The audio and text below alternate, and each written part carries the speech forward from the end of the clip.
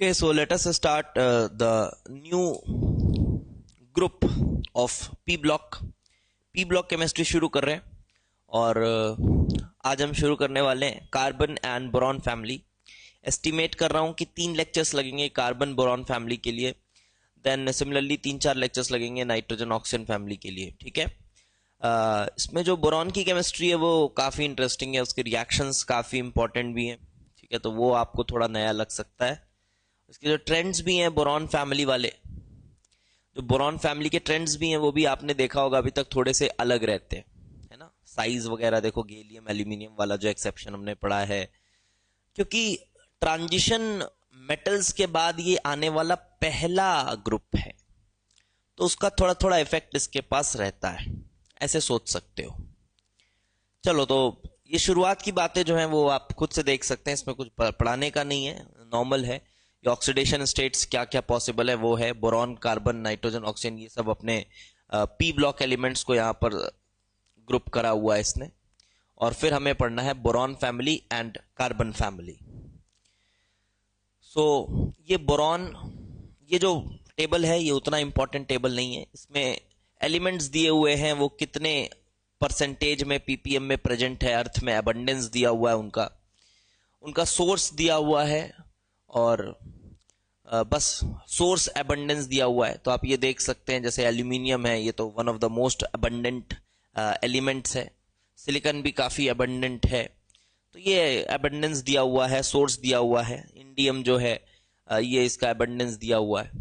ठीक, तो ठीक है. अब ये दूसरी बात आ गई एलोट्रॉपी की. तो किसके किसके कौन कौन एलोट्रॉप्स होते हैं. अब एलोट्रॉप्स क्या होते हैं आपको पता है. कार्बन के एलोट्रॉप्स आपने 10th क्लास में पढ़े हैं. ग्रेफाइट, डायमंड, मतलब सेम एलिमेंट से बना हुआ है बट क्रिस्टल स्ट्रक्चर अलग है, जिसकी वजह से प्रॉपर्टीज में डिफरेंस आ जाता है. जैसे ग्रेफाइट का फॉर्मूला बोलना है तो कार्बन ही बोलोगे, डायमंड का फॉर्मूला बोलना है कार्बन ही बोलोगे, है ना. लेकिन उनका स्ट्रक्चरल अरेंजमेंट अलग होने की वजह से they behave differently. So similarly यहाँ पे बोरॉन के कुछ एलोट्रॉप्स दिए हुए हैं, ये याद रखना है. अभी इसके बारे में कुछ पढ़ने की जरूरत नहीं है. ये एलोट्रॉपी शो नहीं करते. थेलियम थोड़ा एलोट्रॉपी शो करता है. 2 हैं, अल्फा थेलियम, बीटा थेलियम. इनके बारे में डिटेल में पढ़ने की जरूरत नहीं है. ये काफी एलोट्रॉपी शो करते हैं कार्बन फैमिली वाले मेंबर्स. कार्बन का क्रिस्टलाइन हो गया diamond, hexagonal diamond, alpha graphite, beta graphite, fullerenes. Then मैं फिर से बोल रहा हूं, इनके बारे में एक एक एलोट्रॉप्स के बारे में डिटेल में पढ़ने की जरूरत जेई के लेवल पे नहीं है. ठीक है. जर्मेनियम के कुछ एलोट्रॉप्स हैं. टिन का अल्फा टिन और बीटा टिन, जिसको ग्रे टिन और व्हाइट टिन भी कहते हैं. जैसे अल्फा टिन है डायमंड स्ट्रक्चर है, बीटा टिन मेटालिक है. इस टेम्परेचर पे ट्रांजिशन होता है दोनों का. ठीक है, तो बस इसमें ना आप थोड़े बहुत देख लो कि हाँ ये एलोट्रॉपी शो कर सकते हैं, नहीं कर सकते. अब एक एक एलोट्रॉप्स का आपको क्रिस्टल स्ट्रक्चर वगैरह जानने की जरूरत नहीं है. ये कुछ क्लास 10th के लेवल पे आपने पढ़ा हुआ है, तो मैं इसको बताने वाला नहीं हूं. ये डायमंड है, ग्रेफाइट है, layered structure, and this is buckminster fullerene. Buckminster fullerene, ये डेंसिटी दिया हुआ है. अगर डेंसिटी वगैरह आप देखें तो this is quite dense. Diamond सबसे ज्यादा डेंसिटी में हाई है. हाइब्रिडाइजेशन अगर आप कार्बन एटम्स का देखें तो यहाँ sp3 है, sp2 है, sp2 है. 3 ही बॉन्ड्स बना रहे हैं हर कार्बन. बॉन्ड लेंथ भी आप देखना चाहें तो ये सब प्रैक्टिकल वैल्यूज है. ठीक है, आप यहाँ कॉन्सेप्ट से बॉन्ड लेंथ वगैरह नहीं समझ सकते, प्रैक्टिकल वैल्यूज हैं, आप देख सकते हैं. ये कुछ प्रॉपर्टीज दी हुई हैं जो आपने 10th क्लास में पढ़ी हुई हैं, वही प्रॉपर्टीज है. So I am not gonna repeat those properties again. Now comes the atomic and physical properties of, पहले शुरुआत में बोरॉन फैमिली की बात करा है. तो देखो, इसमें बोरॉन को छोड़ के बाकी सब नॉर्मल है. बोरॉन क्या है, थोड़ा उसका जो क्रिस्टल स्ट्रक्चर है ना काफी कॉम्पैक्ट है, काफी स्ट्रॉन्ग क्रिस्टलाइन स्ट्रक्चर है, जिसकी वजह से मेल्ट वेल्ट भी जल्दी नहीं होता. बोरॉन पानी वानी के साथ भी रिएक्ट नहीं करता. On the other hand aluminium को आप देखोगे पानी के साथ रिएक्ट करता है, स्टीम के साथ भी रिएक्ट करता है, पानी के साथ भी रिएक्ट करता है अगर उसकी ऑक्साइड कोटिंग हटा दी जाए तो. बट ये जो बोरॉन है ये काफी स्ट्रॉन्ग क्रिस्टलाइन स्ट्रक्चर है, ये नहीं करता रिएक्ट जल्दी. ठीक है. So look, Boron is non-metallic in nature, extremely hard, black colored solid, exists in many allotropic form due to very strong crystalline structure. Boron has unusually high melting point. Rest of the members are soft metals with low melting points and high electrical conductivity. Gallium के बारे में आपको पता ही होगा, ये भी class 10th में आप पढ़ते हो कि इसकी मेल्टिंग पॉइंट काफी कम होती है, ये हाथ की गर्मी से भी मेल्ट हो जाता है, लेकिन इसका फिर लिक्विड स्टेट काफी स्टेबल होता है, तो बॉयल जल्दी नहीं होता। बॉयल करने के लिए फिर आपको लगभग 2000 केल्विन के आसपास टेम्परेचर देना पड़ता है। देखो लिखा हुआ है 2676 Kelvin makes it useful mineral for measuring at high temperature. Aluminium is a good conductor. All these are some properties. You just read them and you will understand properly. अब आ जाइए थोड़ी सी ट्रेंड्स में। तो ट्रेंड्स में ठीक है, atomic number, electronic configuration, covalent radius. याद है कोवलेंट रेडियस का एक्सेप्शन? जी हाँ, ये आपको ट्रेंड याद होगा आई गेस। इसमें एल्यूमिनियम और गैलियम का एक्सेप्शन है, और इसको हमने आपको पहले समझाया था, शील्डिंग इफेक्ट की वजह से हो रहा है। गैलियम में डी इलेक्ट्रॉन्स आ जा रहे हैं D10, जिसकी वजह से जेड इफेक्टिव बढ़ जा रहा है, और ये जेई एडवांस में डायरेक्टली पूछा गया ट्रेंड है। जेई एडवांस में डायरेक्टली पूछा हुआ ट्रेंड है, तो छोटी छोटी चीजें भी मैटर करती हैं, ध्यान रखिएगा। इंडियम और थेलियम के बारे में मैंने आपको बताया था कि रफली सेम ही होते हैं, 2-3 पाइकोमीटर्स का डिफरेंस होता है। आप ये देख सकते हैं 167, 170 रफली सेम ही है। आयनिक रेडियस सरप्राइजिंगली इनका नॉर्मल चलता है, ठीक है। आयनिक रेडियस की बात करी जाए, शायद B3 माइनस आयन की बात हो रही है, सॉरी B माइनस आयन की बात हो रही है, X माइनस आयन की बात हो रही है। तो आयनिक रेडियस इनका लगभग सेम है, मतलब सेम है मतलब नॉर्मल ट्रेंड दिखा रहा होता है। ये देख सकते हैं आयनिक रेडियस नॉर्मल ट्रेंड दिखा रहा है। ऑल्दो ये आयनिक रेडियस पूछा नहीं जाता उतना, पूछा तो यही जाता है कोवेलेंट रेडिएशन का नॉर्मली, ठीक है। आयनिक रेडियस लेकिन फिर भी ध्यान रखिएगा सेम नॉर्मल जो हम एक्सपेक्ट कर रहे थे कि नीचे जाने में इंक्रीज होना चाहिए, वो इंक्रीज हो रहा है, स्मूथली इंक्रीज हो रहा है। Then comes ionization energy. Ionization energy को भी मैंने आपको शायद याद करवाया था। इसका कैसे याद करवाया था? उसमें W बना के याद करवाए थे क्या? ऐसा कुछ W बनाए थे अपन शायद। तो इसमें आया था सबसे पहले बोरॉन, फिर बोरॉन के बाद boron, aluminium, gallium, then indium and then thallium. तो यहां इससे तो आपस में कंपैरिजन नहीं समझ आ रहा, बट इस W से आपको समझ आएगा। तो बोरॉन, बोरॉन के बाद देखो कौन आ रहा है, थेलियम Tl, फिर इसके बाद कौन आ रहा है, गैलियम Ga, फिर इसके बाद कौन आ रहा है, एल्यूमिनियम, और फिर इसके बाद कौन आ रहा है सबसे नीचे, इंडियम। तो ये ऑर्डर है, ये मैंने आपको पीरियोडिसिटी पढ़ाते वक्त भी बताया था। इलेक्ट्रोनेगेटिविटी का भी कुछ ऐसा ही ऑर्डर है, ये भी देख सकते हैं आप। इलेक्ट्रोनेगेटिविटी का भी कुछ जो भी ऑर्डर दिया हुआ है ये आप देख लीजिएगा, इलेक्ट्रोनेगेटिविटी का ऑर्डर दिया हुआ है। मेल्टिंग पॉइंट, मेल्टिंग पॉइंट हम क्या एक्सपेक्ट कर रहे हैं कि बोरॉन का बहुत ज्यादा होगा, ऑल्दो बहुत ही रेगुलर ट्रेंड्स होंगे यहाँ पे, ठीक है। मतलब बहुत स्पेसिफिक है ये मेल्टिंग पॉइंट, बॉइलिंग पॉइंट इनका काफी स्पेसिफिक है, क्योंकि कोई कंपाउंड्स नहीं है, नॉर्मल एलिमेंट्स हैं। तो मेल्टिंग पॉइंट, बॉइलिंग पॉइंट काफी स्पेसिफिक उनके स्ट्रक्चर्स पे डिपेंड करेगा। तो देख लीजिएगा बस, थोड़े बहुत डेटा अगर देखना होगा। डेंसिटी वगैरह भी ठीक है, नॉर्मल दिखा रहा है ये। Oxidation states okay fine. Now similarly carbon family पे आ जाइए। कार्बन फैमिली में कोवेलेंट रेडियस नॉर्मल चलता है, आयनिक रेडियस भी नॉर्मल चल रहा है, आयोनाइजेशन एनर्जी भी नॉर्मल चल रही है। यहां पर आयोनाइजेशन एनर्जी, ये भी एक्सेप्शन आपको मैंने लिखाया है, कहां पे, पीरियोडिसिटी पढ़ाते वक्त लिखाया है, कॉपी चेक करिएगा। टिन और लेड का एक्सेप्शन, लेड में शील्डिंग इफेक्ट वाला फैक्टर काम आता है, और आयोनाइजेशन एनर्जी जेड इफेक्टिव बढ़ जाती है, जेड इफेक्टिव बढ़ जाती है। तो ये भी मैंने पहले बताया हुआ आपको। इलेक्ट्रोनेगेटिविटी, ये लगभग सबकी इलेक्ट्रोनेगेटिविटी बराबर है, कार्बन इन सबसे ज्यादा इलेक्ट्रोनेगेटिव है, ठीक। Melting point, boiling point, density काफी स्पेसिफिक होगा, आपको देखना पड़ेगा। Now we will start studying the elements और भाई यहां से थोड़ा चैप्टर होता है शुरू, क्योंकि यहां आएंगे अब थोड़े बहुत रिएक्शंस। ठीक, तो सबसे पहली चीज हम पढ़ेंगे एलिमेंट्स में बोरॉन को, कि बोरॉन को बनाने का क्या क्या तरीका है। बोरॉन को बनाने का क्या क्या तरीका है वो पढ़ेंगे। सबसे पहले बोरैक्स से बनाया जाता है बोरॉन को।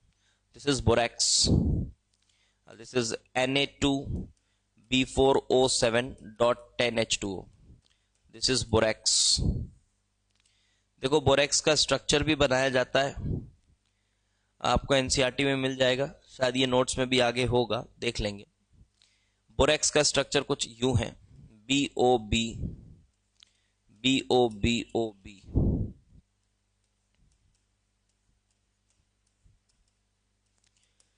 तो ये आपके पास 4 बोरॉन एंड 4 ये ऑक्सीजन, यहां पर OH, यहां पर OH, यहां पर भी OH, यहां पर भी OH, और ये बोरॉन और ये बोरॉन इस तरह से ऑक्सीजन के थ्रू कनेक्टेड रहते हैं। अगर आप फॉर्मूला चेक करोगे तो ये क्या दिख रहा है आपको, देखो B4 दिख रहा है, B4 और O5, और इसमें OH कितने लगे हुए हैं, OH लगे हुए हैं 4 OH लगे हुए हैं, देख लो चेक करो, 4 OH लगे हुए हैं। तो जब यहां पर OH इधर आया, OH माइनस के फॉर्म में आया होगा, तो इस बोरॉन पे माइनस फॉर्मल आया होगा, यहां से ये आया तो इस बोरॉन पे भी माइनस फॉर्मल आया होगा। तो नेट चार्ज आपको दिख रहा है -2 का है, नेट चार्ज -2 का है। अब इसको स्टेबलाइज करने के लिए आप पॉजिटिव आयन Na+ को इंट्रोड्यूस यहां पे कर दीजिए, तो ये बनेगा Na+ के 2 आयन्स, ये ऐसे। और बचे हुए जो वाटर इतने सारे दिख रहे थे फॉर्मूले में आपको, Na2B4O7, Na2B4O7.10H2O आपको इस तरह से दिख रहा था। अब अगर आप चेक करेंगे तो 8 मॉलिक्यूल्स ऑफ वाटर बच गए हैं, तो वो 8 क्रिस्टलाइन मॉलिक्यूल्स होते हैं वाटर के, वाटर ऑफ क्रिस्टलाइजेशन के फॉर्म में। तो ये आपका एक्चुअल फॉर्मूला है, जिसको आप थोड़ा सिंप्लीफाइड वे में लिखना चाहें तो ऐसे लिख सकते हैं। ठीक है, so this is borax. Borax का स्ट्रक्चर ऑब्वियसली ये एक नॉन प्लेनर स्ट्रक्चर है, सब कुछ प्लेन में नहीं है। This is a non planar structure where boron is said to be sp3 hybridized. ये ब्रिज बना रहा है, बिल्कुल नॉन प्लेनर स्ट्रक्चर है, 3D स्ट्रक्चर, आप सर्च करके देख सकते हैं। अब आ जाइए, बोरैक्स की बात हुई, बोरैक्स से हम बनाएंगे, क्या बनाएंगे, बोरॉन बनाएंगे। ठीक है, तो बोरैक्स के बारे में मैंने आपको हाइड्रोलिसिस के वक्त भी पढ़ाया हुआ है। तो देखो सबसे पहले क्या किया जा रहा है, बोरैक्स की हाइड्रोलिसिस करी जा रही है। अभी आप कोशिश करिएगा कि आप प्रेडिक्ट करें, जो कोशिश करिएगा आप प्रेडिक्ट करें कि क्या बनना चाहिए। ठीक है, और उसके बाद उसमें कुछ गलती हो तो देख लीजिएगा। तो देखो जब मैं प्रेडिक्ट करने की कोशिश करूं यहां पर, तो ये है Na2B4O7 plus H2O plus HCl। तो ये क्लियर कट बात समझ में आ रही है, ये हाइड्रोलिसिस हो रहा है बोरैक्स का। और हाइड्रोलिसिस जब करते थे हम बोरैक्स का, स्पेशल केस में पढ़ा था हमने, तो उसमें बन जाता था बोरेट बफर बन जाता था, याद आ रहा है। लेकिन बोरेट बफर इसलिए बन रहा था क्योंकि जो NaOH जनरेट होता था वो H3BO3 के साथ रिएक्ट करने लग जाता था। एक बार थोड़ा पन्ने पलटा के देखना, आपको दिख जाएगा अगर याद नहीं आ रहा होगा। तो जो H3BO3 होता था वो रिएक्ट करने लग जाता था NaOH के साथ, तो फिर वो बोरेट बफर बन जाता था। बट यहां पर हमने इसीलिए HCl डाला हुआ है, क्योंकि जो भी NaOH जनरेट हो वो HCl के साथ रिएक्ट करके NaCl बनाए, ना कि वो H3BO3 के साथ रिएक्ट करे। इस वजह से आपको यहां पर एज अ प्रोडक्ट H3BO3 मिलेगा, बट इस पे NaOH का अटैक ना होने की वजह से NaCl ही बनता हुआ मिलेगा। सो इसलिए ये प्रोडक्ट आया। अब उसके बाद हमने H3BO3 की हीटिंग पढ़ी थी, 3 स्टेप्स में इसकी हीटिंग थी, और जब बहुत ज्यादा हीट कर देते थे तो एट लास्ट बनता था बोरिक एनहाइड्राइट, B2O3 ऑक्साइड बनता था।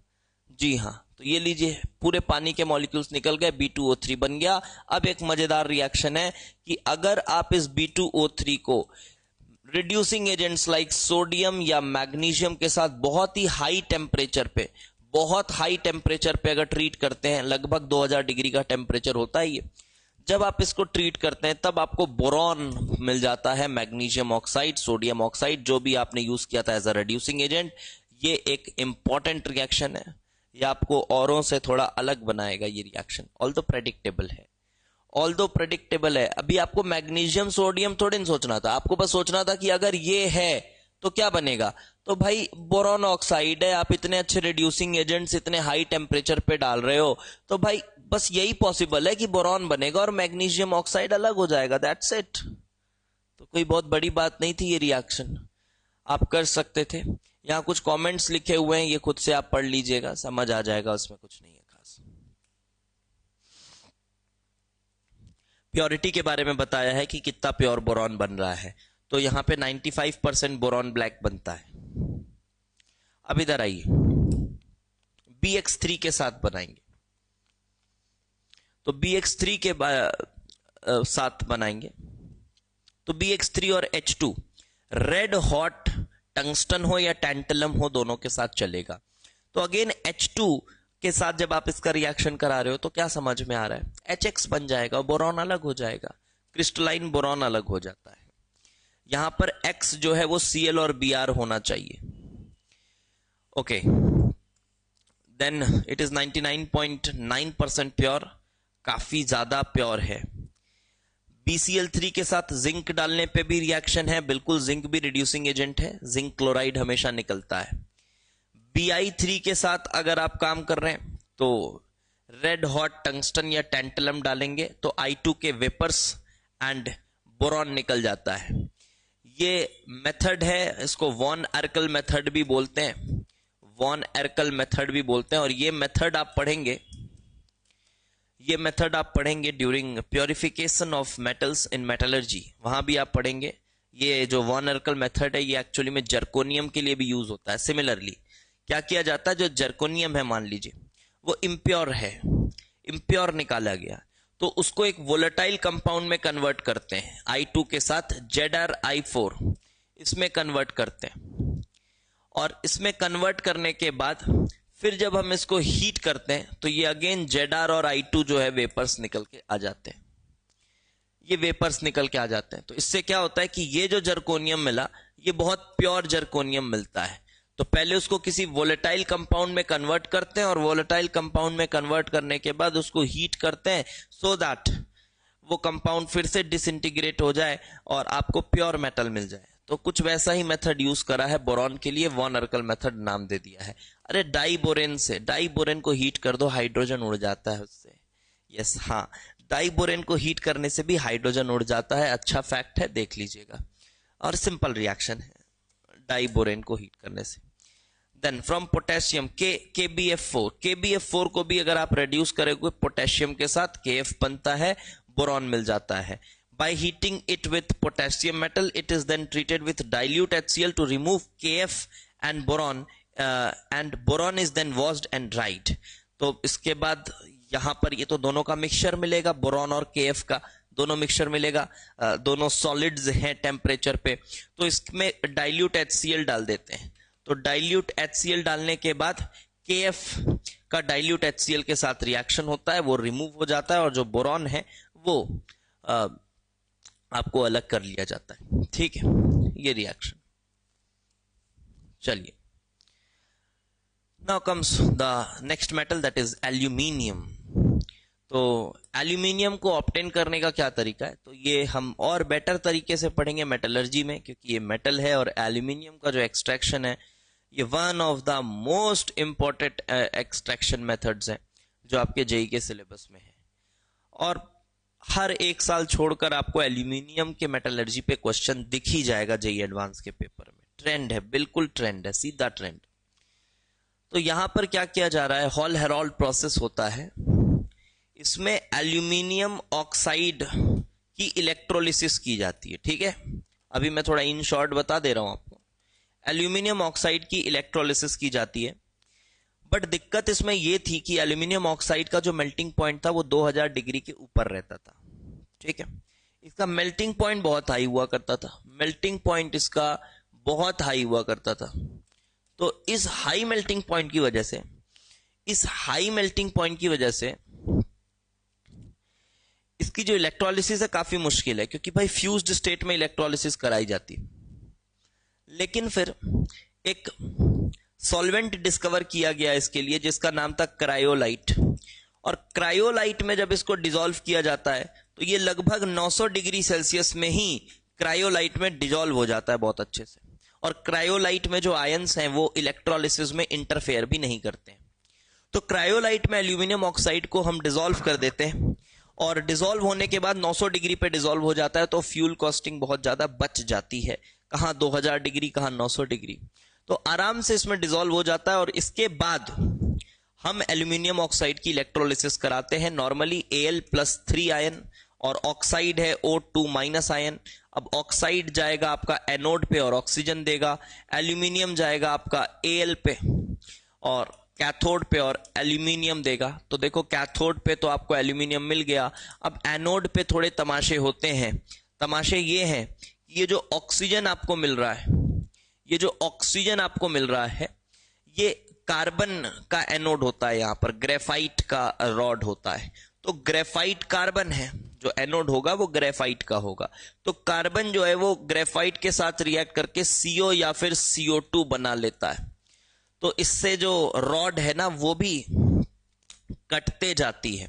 तो रॉड को भी फ्रीक्वेंटली रिप्लेस करना होता है, बिकॉज रॉड कुछ देर में गायब हो जाती है, डिसअपियर हो जाती है। उसके जो कार्बन एटम्स थे वो ऑक्सीजन के साथ रिएक्ट करके CO2 बन के गैसियस स्टेट में उड़ जा रहे होते हैं। ये ओवरऑल रिएक्शन दिया हुआ है, आप देख सकते हैं। एंड इसके बाद ये क्या करा हुआ है, द ओवरऑल रिएक्शन में भी रिटन एज, ये ओवरऑल रिएक्शन लिख रहा है। ये एनोड कार्बन सॉलिड इसलिए दिया हुआ है बिकॉज ये लिखा भी हुआ है, other extraction process will be studied in metallurgy. Okay, और यहां पर जो मैंने बातें बताई वही लिखी होंगी, आप पढ़ लीजिएगा। Okay, then comes carbon. ठीक है, अब आप बोलोगे सर कि एल्यूमिनियम के बाद इंडियम, गैलियम, उनका भी प्रिपरेशन मेथड पढ़ना है। इतना पढ़ने की जरूरत नहीं है, तो फिर तो इनऑर्गेनिक केमिस्ट्री का तो फिर कोई अंत ही नहीं है। हर एक एलिमेंट के बारे में आपको, हर एक एलिमेंट के बारे में पढ़ने में आपको महीनों लग सकते हैं। तो अब सोच लो, हर एलिमेंट पे महीनों लग सकते हैं आपको। कार्बन पे आ जाइए। तो कार्बन, सबसे पहले कार्बन ब्लैक बनाने के तरीके, सूट। कोई भी हाइड्रोकार्बन लो, उसको बहुत अच्छे से ऑक्सीजन मत दो और उसका इनकम्प्लीट कंबशन करा दो, तो जो कार्बन के काले काले पार्टिकल्स आ जाते हैं, दैट इज कॉल्ड सूट। तो कार्बन सूट बनाने में कोई बड़ी बात नहीं है, incomplete combustion of hydrocarbon. Graphite बनाने का तरीका समझो। कार्बन को, कोई भी कार्बन का एमॉर्फस फॉर्म हो सकता है, वो उसको रेत के साथ रिएक्ट कराया जाता है, SiO2 सिलिका के साथ, तो कार्बाइड बनता है सिलिकॉन का। ठीक है, सिलिकॉन का कार्बाइड बनता है। ये देखिए, ये भी रिएक्शन बहुत हाई टेम्परेचर पे हो रहा है।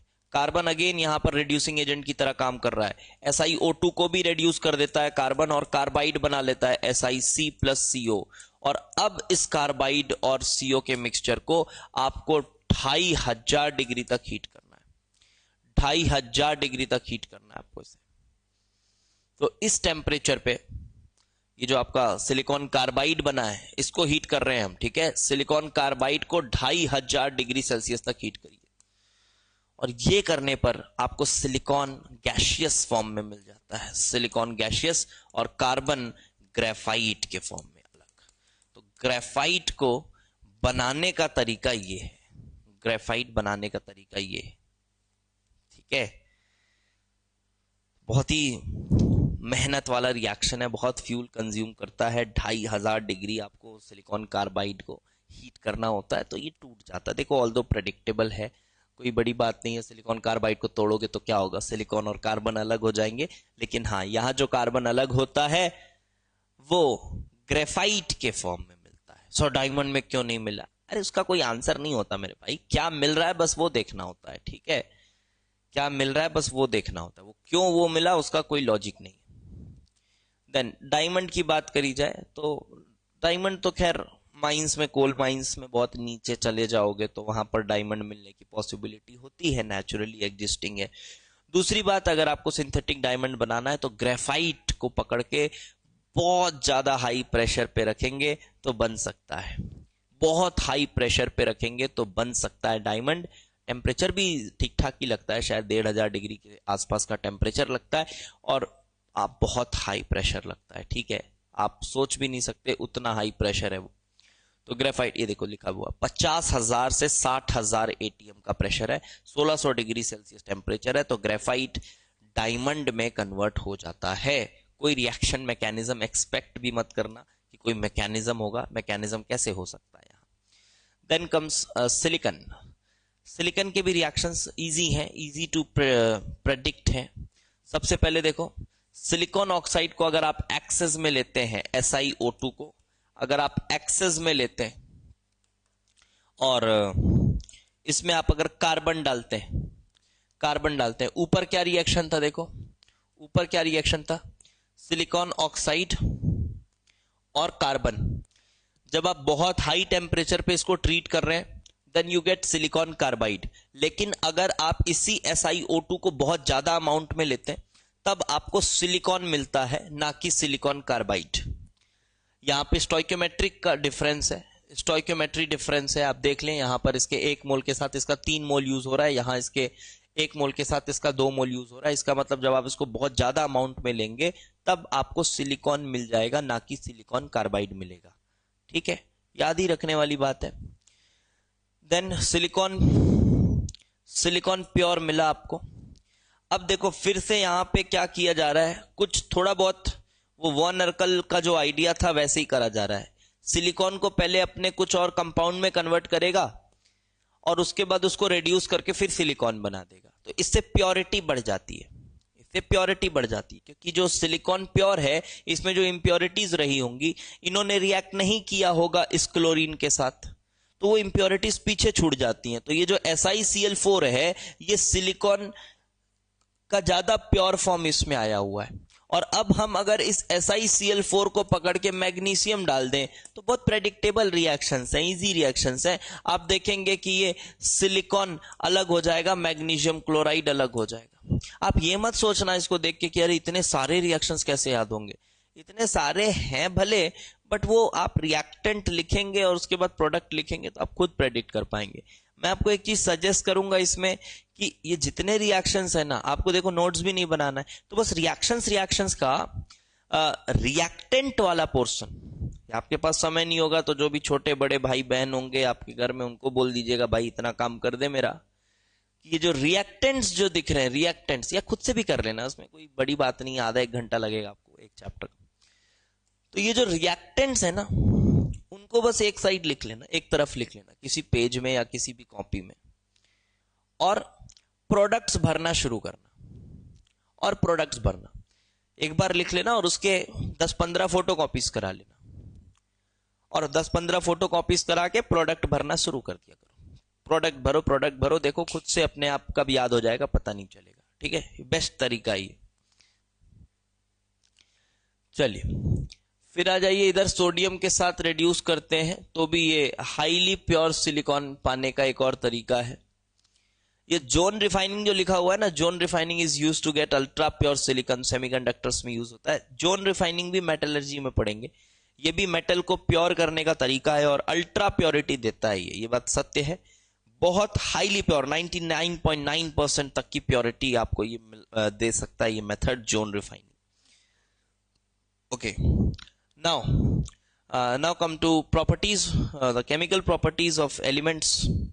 तो केमिकल प्रॉपर्टीज देखते हैं, तो बोरॉन फैमिली इधर दिया हुआ होगा और कार्बन फैमिली इधर दिया होगा, और ये मेजर चीजें पहले ही से आपको पता है, इसमें कुछ नया खास नहीं आएगा। देखिए पहले बोरॉन का ऑक्सीजन के साथ रिएक्शन दिया हुआ है, ऑक्साइड बनेंगे। अब कौन से ऑक्साइड एसिडिक, एम्फोटेरिक, बेसिक होते हैं ये भी आपको पहले से पता है। यहां भी वही है, कौन सा ऑक्साइड एसिडिक, एम्फोटेरिक होते हैं वो भी आपको पहले से पता है। 2 तरह के ऑक्साइड बनते हैं, एम्फोटेरिक और वो सब हमने पहले से पढ़ा हुआ है, ठीक है। देन नाइट्राइड्स, तो नाइट्राइड्स जो है नाइट्रोजन के साथ जो रिएक्शन है ना वो कोई रिएक्शन नहीं है, वो कार्बन फैमिली के लिए तो कोई रिएक्शन नहीं है। बोरॉन फैमिली के साथ बोरॉन और एल्यूमिनियम ये दोनों नाइट्राइड्स बना लेते हैं। इनको अगर आप नाइट्रोजन के साथ हीट करेंगे तो ये देखिए ये नाइट्राइड्स बना लेते हैं। और जब भी नाइट्राइड्स होगा तो उसकी हाइड्रोलिसिस तो आपको पता ही है, N3 माइनस है तो N3 माइनस क्या पाएगा, H plus H plus H plus, और वो NH3 बनाकर उड़ जाएगा और ये EOH होल थ्राइस।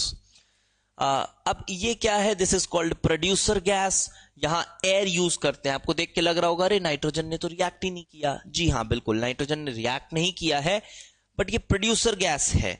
यहां पर ये दोनों को क्यों लिया जा रहा है, सेपरेटली ऑक्सीजन ना लेके एयर लिया जाता है, सिंपली एयर। एयर को कार्बन के साथ हीट करते हैं तो कार्बन मोनोऑक्साइड और नाइट्रोजन मिलता है। ऑक्सीजन हट गया तो कार्बन मोनोऑक्साइड और नाइट्रोजन का मिक्सचर मिलता है, and this is called producer gas. अब इसके कुछ यूजेस हैं, वो यूजेस वगैरह हमको नहीं देखने हैं, रिएक्शन देखिए, नाम देखिए, प्रोड्यूसर गैस। सिमिलरली अब आ जाइए, हैलोजेंस के साथ रिएक्शन कराया गया है, तो हैलोजेंस के साथ रिएक्शन हो रही है तो ऑब्वियसली हैलाइड बनेगा BX3। Bi3 डायरेक्टली नहीं बन पाता है, Bi3 बनाने का दूसरा तरीका होगा। AlF3, दिस इनके बारे में कुछ स्पेसिफिक बातें बताई गई हैं और ये बातें आपको पहले से भी पता है। जो BX3 है ये हर हाल में कोवेलेंट होता है, लेकिन ये AlF3 भी आपको मैंने केमिकल बॉन्डिंग में बताया था आयनिक होता है। ये सब फ्लोराइड्स जो हैं वो आयनिक हैं।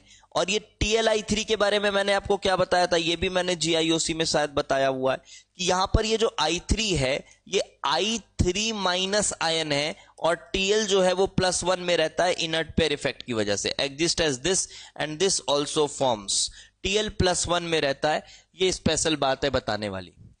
Then all members form MX4, ठीक है MX4।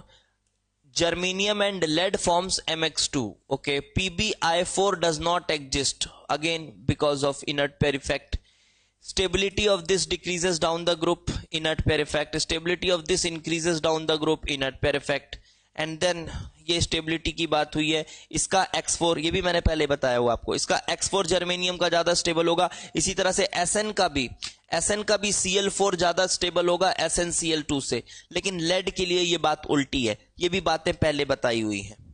चलो नीचे आओ, थोड़ा नीचे आते हैं।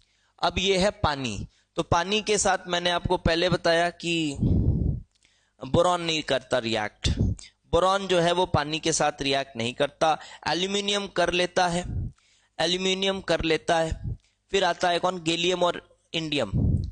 गैलियम और इंडियम करते हैं पानी के साथ रिएक्ट, बट उनको एयर भी चाहिए होता है, स्पेशली ऑक्सीजन चाहिए होता है।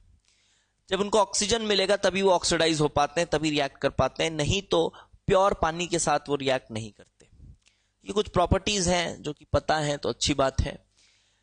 Boron does not react with water. Aluminium देखिए 25 डिग्री सेल्सियस पे हाइड्रोक्साइड और स्टीम के साथ जब रिएक्शन होगा तो ऑक्साइड बनता है, स्टीम के साथ ऑक्साइड बनता है। ये स्टीम है यहां पर, तो घुला हुआ नहीं है ना लिक्विड सॉल्वेंट में, पानी में, तो उसको ऑक्साइड के फॉर्म में ही लिखा जाता है जब तक उसको पानी में घोल ना दो। जैसे ये पानी में घुल गया तो हाइड्रोक्साइड है। देन गैलियम और indium not attacked by cold and hot water unless oxygen is present. देखो वही बात है, Tl oxidizes in moist air and decomposes steam at red heat.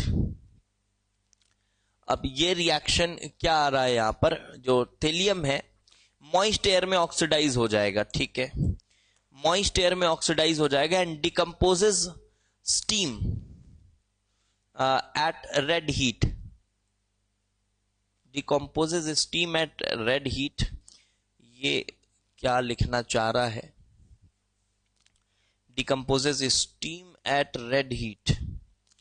Thallium की ये कौन सी प्रॉपर्टी है, ठीक है चलो अभी इसको मैं देख के बता दूंगा आपको क्या बोलना चाह रहा है, क्योंकि ये प्रॉपर्टी जब तक पता नहीं होगी तो नहीं होगा। तो ऑक्सीडाइज हो जाएगा वो तो ठीक है, मॉइस्ट एयर में, मॉइस्ट एयर में मतलब पानी के साथ ही रिएक्शन हो रहा है कुछ, तो it will get oxidized, thallium will get oxidized and decomposes steam at red heat। वो स्टीम को डिकम्पोज करता है या खुद डिकम्पोज हो जाता है, ये वाली लाइन नहीं समझ में आ रही। चलो ठीक है देख लेंगे उसको बाद। ओके ये डन है। अब ये कार्बन का स्टीम के साथ रिएक्शन, वहां बना था प्रोड्यूसर गैस, यहां बनेगा वाटर गैस। ये देखिए स्टीम के साथ कार्बन का reaction, again carbon monoxide, carbon monoxide और हाइड्रोजन के मिक्सचर को बोलते हैं वाटर गैस, ठीक है, और कार्बन मोनोऑक्साइड और नाइट्रोजन के मिक्सचर को बोलते हैं प्रोड्यूसर गैस। तो ये है वाटर गैस। ये सब भी स्टीम के साथ सिमिलर रिएक्शन करते हैं, बट ये अपने +4 वाले ऑक्साइड्स बनाते हैं, कार्बन अपना मोनोऑक्साइड बनाता है। जब बहुत हाई टेम्परेचर होता है ना, जब बहुत हाई टेम्परेचर होता है तो हाई टेम्परेचर पे CO और CO2 में CO2 के बनने के चांसेस थोड़े ज्यादा होते हैं। Thermodynamically CO is formed better way, वही बनता है, CO बनता है, उसको एलिंगम डायग्राम से पढ़ेंगे आगे। Then lead is unaffected, oxide layer protective हो सकती है, उसकी वजह से हो रहा होगा। कार्बन, सिलिकॉन, जर्मेनियम ये पानी के साथ direct, not attacked by cold water, cold water के साथ कोई रिएक्शन नहीं है, स्टीम के साथ ही रिएक्शन होगा। Okay, now comes the acids. Acids के साथ रिएक्शन देखेंगे, एसिड्स के साथ रिएक्शन, यहां पे थोड़ा ध्यान देने वाला सेक्शन है ये, ठीक है।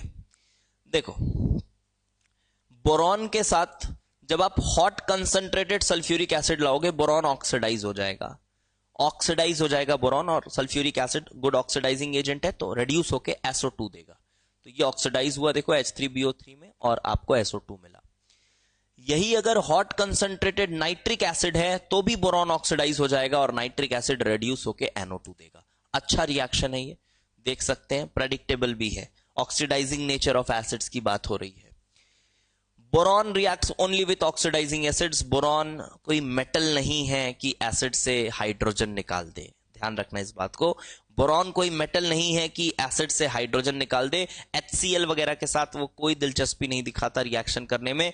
वो चाहता है कि मुझे कोई आए, ऑक्सीडाइज करे, खुद रेड्यूस हो, तभी मैं रिएक्ट करूंगा। और ऑक्सीडाइजिंग एसिड्स कौन से हैं? Concentrated sulphuric and concentrated nitric acid, तो उनके साथ ये रिएक्शन कर लेता है। एल्यूमिनियम बेचारा सबके साथ रिएक्शन कर रहा होता है। ये देखिए यहां पर एल्यूमिनियम HCl के साथ तो पता ही है आपको हाइड्रोजन गैस देगा, बट कंसंट्रेटेड नाइट्रिक के साथ ना पैसिवेशन हो जाता है, यहां पर पैसिव ऑक्साइड लेयर बन जाती है। ये कैसे होता है? ये ऐसा माना जाता है कि एल्यूमिनियम नाइट्रेट बना होगा, और एल्यूमिनियम नाइट्रेट जब बनता है ना, ये एल्यूमिनियम नाइट्रेट जब बनता है तो इतनी ज्यादा हीट रिलीज होती है इस रिएक्शन में, एक्जोथर्मिक है, कि ये जो एल्यूमिनियम नाइट्रेट है ये एकदम क्षण भर के लिए बनता है और ये डिसइंटीग्रेट हो जाता है एल्यूमिनियम ऑक्साइड और NO2 में। इस तरह से ये टूट जाता है एल्यूमिनियम ऑक्साइड में। तो एल्यूमिनियम ऑक्साइड में ऐसा टूट जाता है तो ऑक्साइड का लेयर बन जाता है, तो एल्यूमिनियम मेटल के ऊपर ऑक्साइड का लेयर बन जाता है। ऐसे सोचना है, एल्यूमिनियम नाइट्रेट बनता है बट इतनी तेज हीट है कि वो तुरंत टूट जाता है और टूट के एल्यूमिनियम ऑक्साइड बना लेता है, तो वो लेयर बन जाती है एल्यूमिनियम के ऊपर, इससे पैसिवेट हो जाता है और फर्दर हमको कोई फर्दर रिएक्शन देखने को नहीं मिलता है। ये जो पैसिवेशन का जो प्रोसेस है ना, ये जो आप आंख से देखेंगे तो और ज्यादा बेहतर तरीके से समझ में आता है। जो आपको दिखता है कैसे पैसिवेट हुआ, कैसे रिएक्शन रुक गई, तो और बेहतर तरीके से समझ आता है। तो चलिए ठीक है, फिलहाल आप ये फैक्ट है, अच्छा फैक्ट है। Then gallium, indium, thallium can also react with dilute mineral acids in the similar way like aluminium is doing। dilute mineral acids के साथ ये भी रिएक्ट कर सकते हैं। पहले मैं बोरॉन फैमिली की बात कर लेता हूं। एसिड्स के साथ हो गया रिएक्शन, अब इधर आओ। अब कार्बन है, सिलिकॉन है, जर्मेनियम है, ये लोग डाइल्यूट HCl के साथ कोई रिएक्शन नहीं दिखाएंगे। क्यों करेंगे? कार्बन विद एसिड कोई रिएक्शन देखे हो? नहीं होता। सिलिकॉन वगैरह, जर्मेनियम ये नहीं करते। अब SN की बात करेंगे। SN डिसॉल्व्स इन HCl, डाइल्यूट कंसंट्रेटेड, दोनों में टिन डिसॉल्व हो जाता है। मेटल हो गया ना यार, अब मेटल हो गया तो सिंपल सी बात है, मेटल हो गया तो ये SnCl2 प्लस हाइड्रोजन निकाल देगा। लेड भी डिसॉल्व हो जाता है, लेड भी डिसॉल्व हो जाता है। ओके, देन अब यहां पर देखो, lead does not dissolve in, concentrated में डिसॉल्व नहीं हो रहा है लेड, बिकॉज अगेन वही बात है, PbCl2 बन जा रहा है, PbCl2 बन जा रहा है। और PbCl2 क्या है? PbCl2 एक कोटिंग बना लेता है अपना।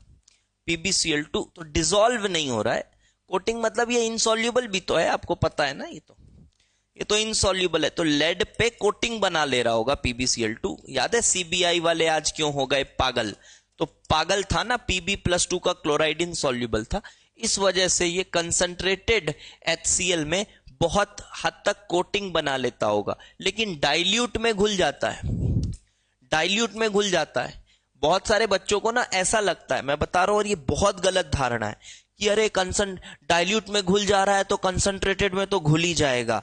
ऐसा कोई रूल नहीं है भाई, ऐसा कोई भी रूल नहीं है, ये दिमाग से कभी मत चलना। हर जगह आप बोलोगे फिर अरे यार ऐसा तो नहीं हो रहा है, क्योंकि ऐसा होता ही नहीं है। कहीं कहीं आप देखोगे चीजें कंसंट्रेटेड नाइट्रिक में नहीं घुल रही, डाइल्यूट नाइट्रिक में घुल जा रही हैं। ठीक है, अब यहां पर देखो क्या हो रहा होगा कि जब आपके पास कंसंट्रेटेड HCl होगा ना, तो वहां पे क्लोराइड बहुत ज्यादा होगा, तो हो सकता है लेड क्लोराइड जो बना है वो इतना ज्यादा बन गया हो कि पूरे लेड को कोट कर लेता हो। कोट कर लिया तो लेड फर्दर डिसॉल्व नहीं हो जाएगा। लेकिन जो डाइल्यूट HCl था, जब डाइल्यूट HCl था तो हो सकता है वहां पर क्लोराइड ज्यादा ना हो, तो PbCl2 की जो कंसंट्रेशन है वो उतनी ज्यादा ना बढ़ी हो, और वो लेड जो था वो कंप्लीटली डिसॉल्व हो गया होगा, बिकॉज वो डाइल्यूट सिचुएशन है। तो काफी स्पेसिफिक बातें हैं, स्पेसिफिकली ही देखना पड़ेगा, ऐसे जनरलाइज करके पढ़ोगे तो नहीं हो पाएगा। आपको पता होना चाहिए कि लेड नहीं घुलता, ये घुलता है, ठीक है। अब ये आ गए सबसे उटपटांग रिएक्शंस, ग्रेफाइट के रिएक्शंस। ग्रेफाइट के ये बहुत ही उटपटांग रिएक्शंस है, मैं बताऊं तो बहुत उटपटांग रिएक्शन है। देख रहे हो ये आप सपने में भी नहीं सोच सकते, मेलिटिक एसिड बनता है। ग्रेफाइट को जब आप नाइट्रिक एसिड और नाइट्रिक एसिड का एक हॉट कंसंट्रेटेड मिक्सचर के साथ आप ट्रीट करते हो, मेलिटिक एसिड बन जाता है। अरे सर ये कैसे हो गया, कैसे हो गया किसी को नहीं पता, बस आप ग्रेफाइट के हेक्सागोनल लेयर्स को जानते हैं ना, अब बस उसी के जैसा सोच लीजिए कि लेयर्स, किसी एक लेयर को पकड़ लो ऐसा, और इस एक लेयर को ग्राफीन बोला जाता है। इसको भी एक नया एलोट्रॉप है, रिसेंटली डिस्कवर्ड है। ग्रेफाइट के एक लेयर को अगर अलग कर दिया जाए उसको ग्राफीन बोलते हैं। अलग कर लिया गया है, ग्राफीन भी एक एलोट्रॉप अब ऐड हो चुका है। तो अब इसी में आप समझ लीजिए ये ऑक्सीडाइज हो गया है। अब ऑक्सीडाइज होकर ये टूट गया है, और क्या बना लिया है इसने, ये 6 मेंबर्ड रिंग पहले से था, खुशकिस्मती है ये ऐसा, और यहाँ COH COH COH COH COH COH सब जगह COH लग गया है, COH, और इसको कहते हैं मेलिटिक एसिड। एकदम मिसलेनियस रिएक्शन है, प्रेडिक्टेबल, इम्पॉसिबल टू प्रेडिक्ट है, ठीक है, ओके। और इसी में जब HF और HNO3 डालते हैं, HF भी अच्छा ऑक्सीडाइजर है और HNO3 भी है, तो ग्रेफाइट ऑक्साइड बन जाता है। सर F का क्या हुआ, अरे F का क्या हुआ उसको छोड़ो, ऑक्सीडाइज कर रहा है वो सिर्फ, तो ग्रेफाइट ऑक्साइड बन जाता है। अब ये ग्रेफाइट ऑक्साइड का फॉर्मूला क्यों नहीं लिखा हुआ है सर, क्योंकि उसका फॉर्मूला बहुत ही वेरिएबल है, बहुत ही अजीबोगरीब फॉर्मूला है, उसका कोई फॉर्मूला ही नहीं है। ग्रेफाइट ऑक्साइड को अगर मैं आपको दिखाऊं, मैं आपको दिखाता हूं ग्रेफाइट ऑक्साइड का फॉर्मूला, काफी वेरिएबल सा फॉर्मूला होता है उसमें। बीच में ऐसा परऑक्सी लिंकेज होगा, सॉरी बीच में ऐसा इपॉक्साइड लिंकेज होगा, कहीं COH होगा, कहीं COH होगा, फिर COH नहीं होगा, अजीब सा फॉर्मूला, कोई फॉर्मूला उसका बता ही नहीं सकते, फॉर्मूला ही डिफाइन नहीं है ग्रेफाइट ऑक्साइड का। मैं दिखाता हूं अगर मेरे को मिले फॉर्मूला, तो ग्रेफाइट ऑक्साइड का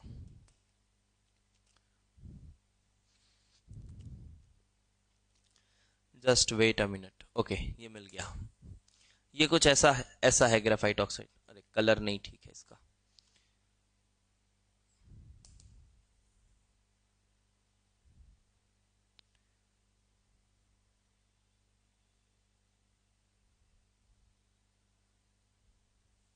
ये देखो शायद दिख रहा होगा,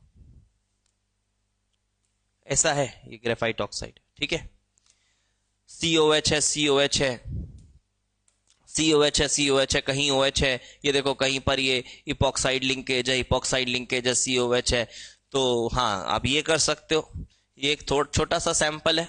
अब इसको क्या करोगे जनरलाइज करके, फॉर्मूला बनेगा इसका, इसका फॉर्मूला बोलते हैं, नहीं बनाना हमको भाई, इतनी मेहनत नहीं करनी, इसको ग्रेफाइट ऑक्साइड बोल देते हैं, ठीक है। उतना इंपॉर्टेंट रिएक्शन नहीं है, लेकिन हाँ लोगों के सामने फ्लेक्स करना है अगर आपको, तो आप इन रिएक्शंस का इस्तेमाल कर सकते हो कि बता तो ग्रेफाइट में नाइट्रिक एसिड डालते तो क्या होता है, मेलिटिक एसिड बन जाता है। अच्छा बता तो HF और नाइट्रिक एसिड के मिक्सचर से क्या होता है, ग्रेफाइट ऑक्साइड बन जाता है। उसका फॉर्मूला ही डिफाइन नहीं है, ऐसा फ्लेक्स मारने के लिए ठीक है, बाकी एग्जामिनेशन पॉइंट ऑफ व्यू से उतना जरूरी नहीं। देन ये HF के साथ, ये पहले भी हमने पढ़ा हुआ है, SiF6 बन जाता है, कॉम्प्लेक्स सिंपल है। एंड डाइल्यूट नाइट्रिक एसिड के साथ ऑक्सीडाइज हो जा रहा है, SN और PB नाइट्रेट्स बना रहा है अपना। Then comes NaOH, then comes NaOH। तो NaOH के साथ रिएक्शंस है, लेट्स फाइंड आउट NaOH के साथ क्या रिएक्शन है।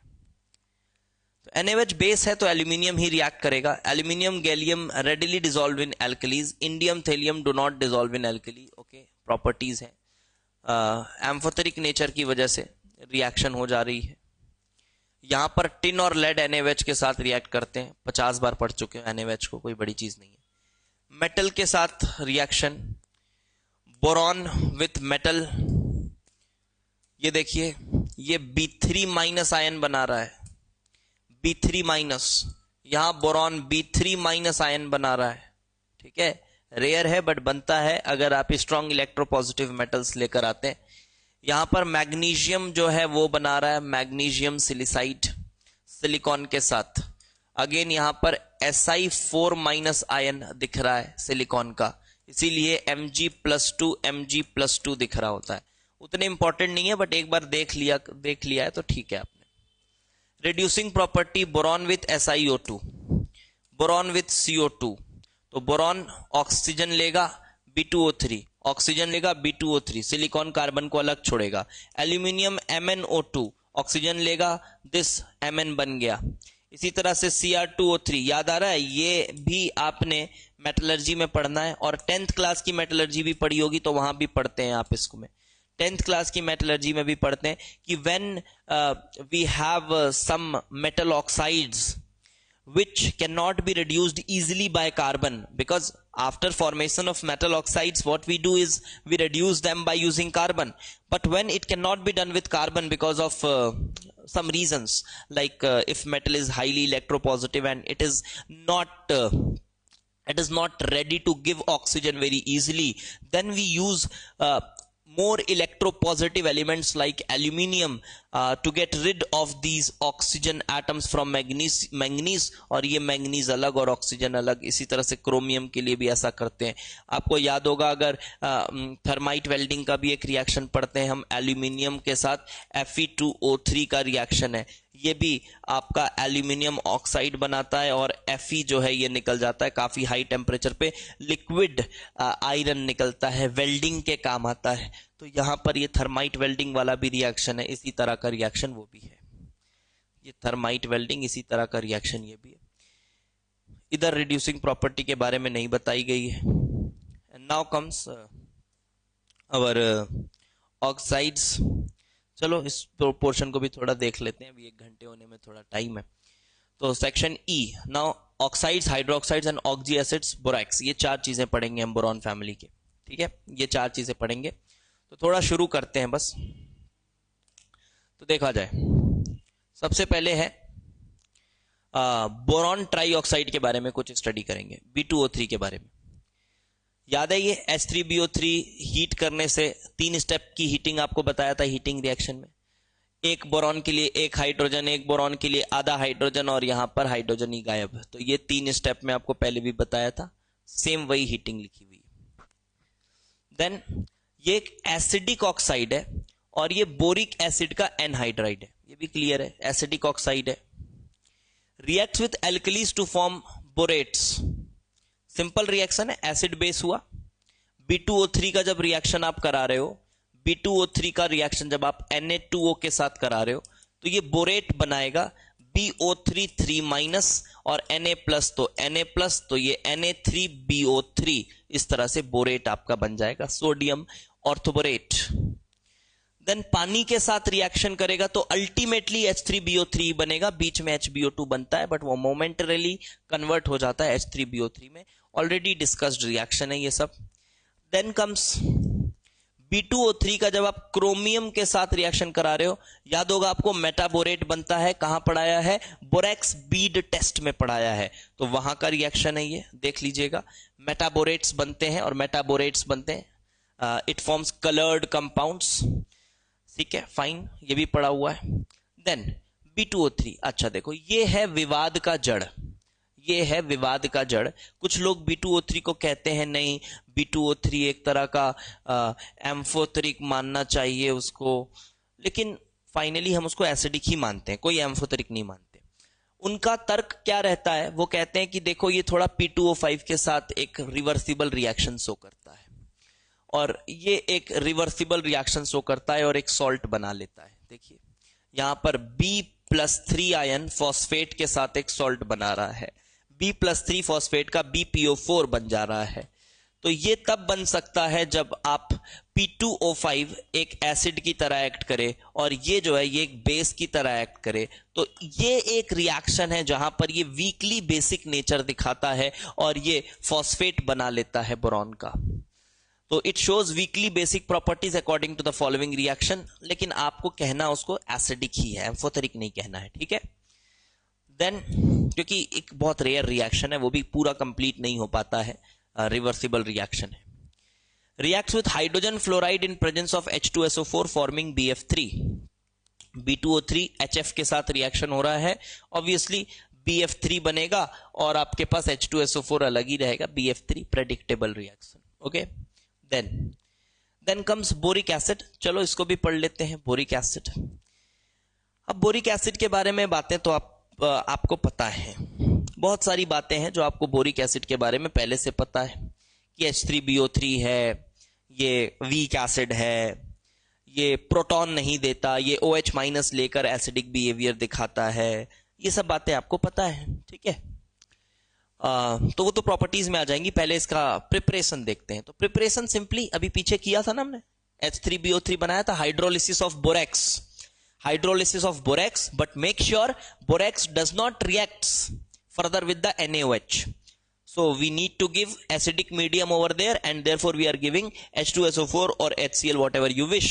तो ये आपके पास H3BO3 डिपॉजिट हो जाता है। दूसरा तरीका और एक है कोलेमेनाइट, कोलेमेनाइट से बनाया जाता है। कोलेमेनाइट एक और है, powdered colemanite is suspended in water and excess SO2 is passed through it. Look, on filtering and cooling the filtrate, white crystals of H3BO3 are obtained. So this is colemanite, SO2 के साथ treat करेंगे and we will get white crystals of H3BO3. एकदम specific reaction है, specific reaction है और predict भी किया जा सकता है। देखो यहां पर कोई ऑक्सीडेशन रिडक्शन नहीं हुआ है क्योंकि ये बाइसल्फाइट है और ये SO2 है, ये भी +4 है, ये भी +4 है। तो यहां कोई SO2 ने अपनी रिड्यूसिंग प्रॉपर्टी नहीं दिखाई है, सिंपली एक क्रिस्टलाइजेशन रिएक्शन हुआ है जहां पर H3BO3 because of its low solubility crystallise out हो गया है, ठीक है। तो कोलेमेनाइट के साथ ये बनाया जा सकता है और एक ऊपर ये वाला रिएक्शन है और ये ऊपर ये वाला रिएक्शन है। ओके, आगे बढ़ते हैं। अब ये प्रॉपर्टीज की बातें, तो ये कुछ वही बातें बताई गई होंगी ये, और ये बातें पहले से पता है आपको, इसमें कोई बड़ी बात नहीं है। देन ये याद है, टाइट्रेशन में पढ़ाया हुआ है मैंने आपको, टाइट्रेशन में ये वाली बात बताई है कि इसका टाइट्रेशन कर पाना बहुत मुश्किल होता है क्योंकि बहुत वीक एसिड है। लेकिन अगर हम पॉलीहाइड्रोक्सी कंपाउंड्स डाल दें, कुछ ऐसा पढ़े थे हम, अगर पॉलीहाइड्रोक्सी कंपाउंड्स डाल दें, देखो पहले तो ये बताया था कि BOH होल थराइस जब आप इसमें पानी में डालते हैं तो ये बहुत वीकली BOH होल 4- और +H3O+ बनाता है, तो थोड़ा एसिडिक तो है, लेकिन ये रिएक्शन की जो एक्सटेंट है वो बहुत कम है, बहुत कम है इस रिएक्शन की एक्सटेंट।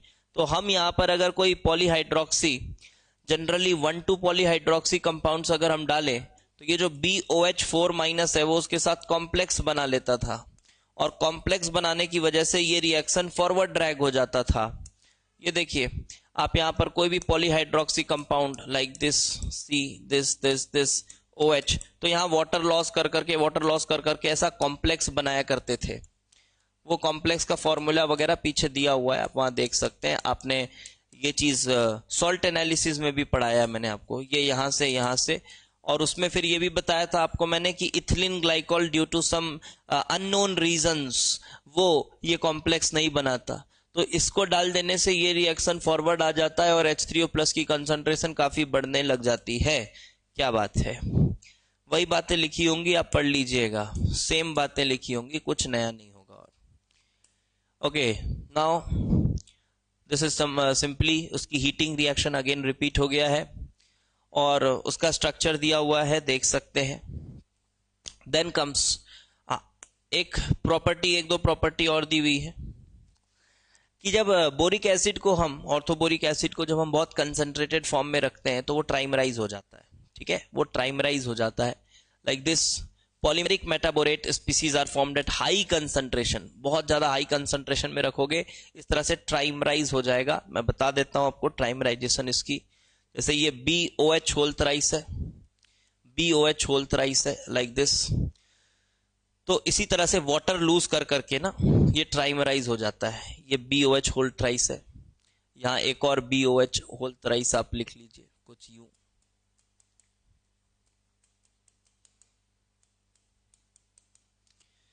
तो इधर ऐसे वाटर लूज कर करके इधर से जैसे ये H2O लूज हो जाएगा, फिर एक और BOH होल थ्राइस, इधर से भी ऐसे H2O लूज हो जाएगा, इधर से भी H2O लूज हो जाएगा, something like this.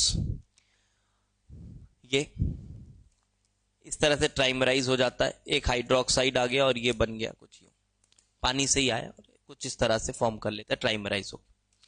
Then comes boric acid dissolves in aqueous. HF में डिसॉल्व, अरे HF में तो सब कुछ डिसॉल्व हो जाता है, बोरिक एसिड का क्या है। बोरिक एसिड बहुत ही बढ़िया तरीके से HF में डिसॉल्व हो जाता है and it forms BF4 minus and this also an reaction. और ये है टेस्ट फॉर बोरेट रेडिकल, ये तो इसका बहुत डिटेल में कर चुके हैं हम सॉल्ट एनालिसिस में, याद है, सॉल्ट एनालिसिस में टेस्ट कर चुके हैं। ये तो बहुत छोटा सा लिखा हुआ है, इथाइल बोरेट, इसमें तो हमने बहुत कुछ पढ़ा है, ग्रीन फ्लेम, उसके बाद फिर कॉपर का जो इंटरफेरेंस आता है उसकी वजह से फिर BF3 डालते हैं, क्या क्या इम्प्रोवाइजेशन किया जाता है, वो पूरा पोर्शन सॉल्ट एनालिसिस का है जो कि हमने बोरेट्स में करा हुआ था, तो इन दिस वे हमने यहां तक खत्म किया। और अब आता है हमारा बोरैक्स, एंड फिर बोरैक्स के बाद बोरैक्स बी टेस्ट वगैरह होगा और फिर कार्बन फैमिली शुरू हो जाएगी। ठीक है, तो वही एक्सपेक्ट कर रहा हूं मैं, 3 lectures I am expecting for this is the first lecture, and in next 2 lectures we'll be completing the boron and carbon family, and then we'll be proceeding to nitrogen oxygen family, followed by noble gases. Noble gases will hardly take 1 lecture. Okay then, thanks for watching.